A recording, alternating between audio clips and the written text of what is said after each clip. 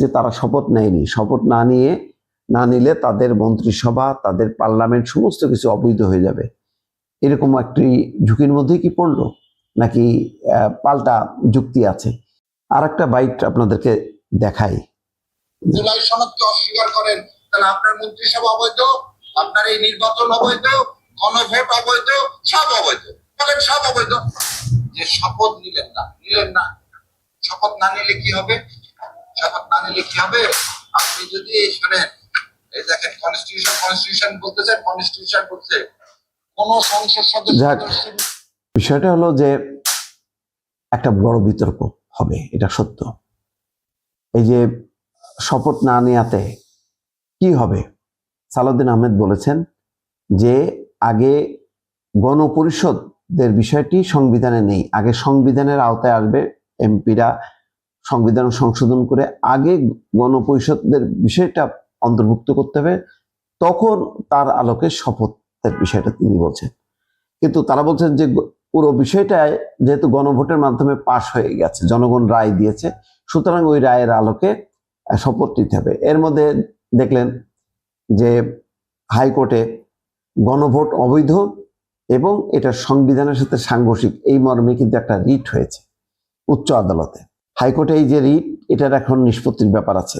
আমার ধারণা যে নানাভাবে ঠিক জুলাই সনদ অনুযায়ী সরকার এগোবে আমার মনে হচ্ছে না, বরং বিএনপির লক্ষ্যটা হচ্ছে তাদের যে সংস্কার প্রস্তাব আছে 31 দফা, যেটা তারা বারবার বলেছে, সেই দিকে যাবে। আবার মূল জুলাই সনদের বিভিন্ন পয়েন্টে তাদের নোট অফ ডিসেন্ট আছে।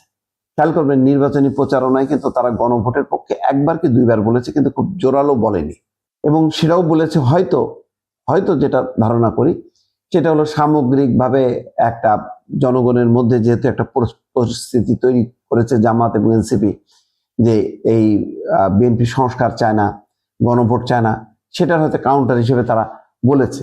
বলা মানেই এই না যে সেই অনুযায়ী তারা শপথ নেবে। তারা বলছে যে এরকম শপথ নেওয়ার কোনো বিধানও নাই। অনেক যুক্তিতর্ক আছে। এখন এই যে ব্যারিস্টার শাহরিয়ার, তিনি নিজেও একজন বিতর্কিত মানুষ। দেখছেন যে নির্বাচনী এলাকায় ডাক্তার শফিকুর রহমানের কিভাবে টাকা বিলি করেছে। জানি না এই টাকা বিলির এই বিষয়গুলো নিয়ে নির্বাচন কমিশন কিছু বলেনি।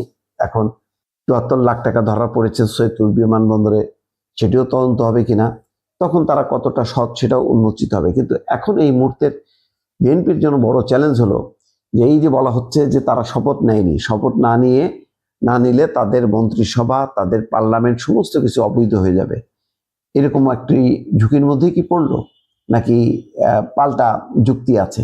সেই যুক্তির তর্ক বিতর্ক এবং বিষয়টা ইতিমধ্যে উচ্চ আদালতে গড়ালো।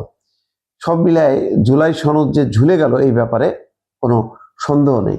এখন ঝুলে যাওয়ার বিপরীত দিক থেকে বিএনপি কত দ্রুততার সাথে তাদের যে সংস্কার প্রস্তাবগুলো যে বাস্তবায়ন পার্লামেন্টে নিয়ে আসে কিনা, সেটা এখন দেখার বিষয়। দর্শক।